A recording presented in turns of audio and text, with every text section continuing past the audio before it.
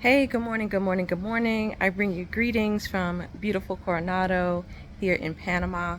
I am on vacation this week with my family, and I wanted to do something a little bit different, a little bit outside of um, the norm and a lot outside of my comfort zone.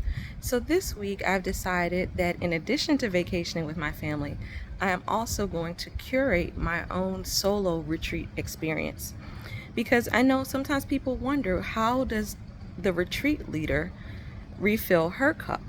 Because frankly, when we're running a retreat, it's restorative for us and it's beautiful, but it's also work. So how do we fuel ourselves and refill our own cup at other times? And so that's what I decided to do this week. So the very first thing is to set the intention. I made the decision that I was going to have a solo retreat experience. I live in Maryland, which is, where I am in Maryland is about 30 minutes outside of Washington, D.C. And so if you're following the news at all, you know that things have gotten a little crazy in our area. Things are a little crazy in our world. And that constant stress raises our cortisol levels, and it's just not good for us. And so we have to decompress and find time to refill our cup. And so that's what I'm doing. So first thing is to set the intention. I made a decision that this was not going to be just a vacation, that this was going to be an opportunity for rest and restoration, that I was not going to go home more exhausted than I came. We all know that that happens. Think about it. With vacation, a lot of times we do so much. We're busy sightseeing and doing all the things and taking care of all the things. We just change our location, we changed our geography, but we don't have an experience. We don't rest and we don't refill ourselves. So I made the decision that this was going to be different. The next thing I did was I shared my decision with my family because, again, this is a family vacation. So I didn't want them to feel any kind of way. I wanted them to understand that when I left in the morning for the couple of hours that I'm doing the retreat, that I would be gone. I let them know where I would be and why I was doing this, so that they would understand and they wouldn't feel slighted. And quite frankly, I'm up before them anyway. So I'm up in the early morning hours. It's really not taking time away from them, and it's definitely pouring time and resources into me. The next was choosing the time and the location. So I already told you guys about that. I decided that I would do it in the early morning, the first 2 hours of the day. And the location is here. There's a pavilion here on the property. And as you can see, I have this whole space to myself. So this is a great, beautiful spot for meditation and reflection. And then the purpose. So why am I doing this? Well, I mentioned that, just the regular day-to-day stress of life, that we all need to recharge and replenish and refuel and all of those things.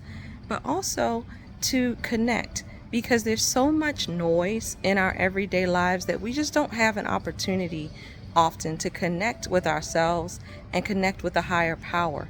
We're so busy doing that we don't stop to ask the hard questions, the quality questions that will bring about change in our lives. So I'm taking this time to ask myself those questions, like, what do I want? What do I really want to my life to look like? What do I want my relationships to look like? What do I want my career to look like? Every aspect of my life, I'm doing a deep dive and an audit into, to envision. I'm suspending reality. When I do the retreat, I tell the ladies that we are entering the land of possibility. And so I'm taking myself to the land of possibility, where I consider all of the things that I want, things that are my deepest desires, and not so much what's my reality right now. Yes, I can look around and see what my reality is. And quite frankly, y'all, it ain't bad, but there's always room for improvement. And so I'm just thinking about the things that I really want, and thinking about my mission.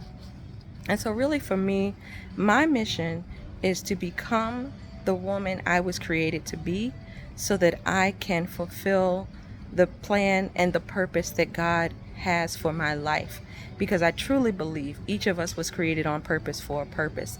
And in order to walk in that purpose, I have to become. I have to become the person I was created to be.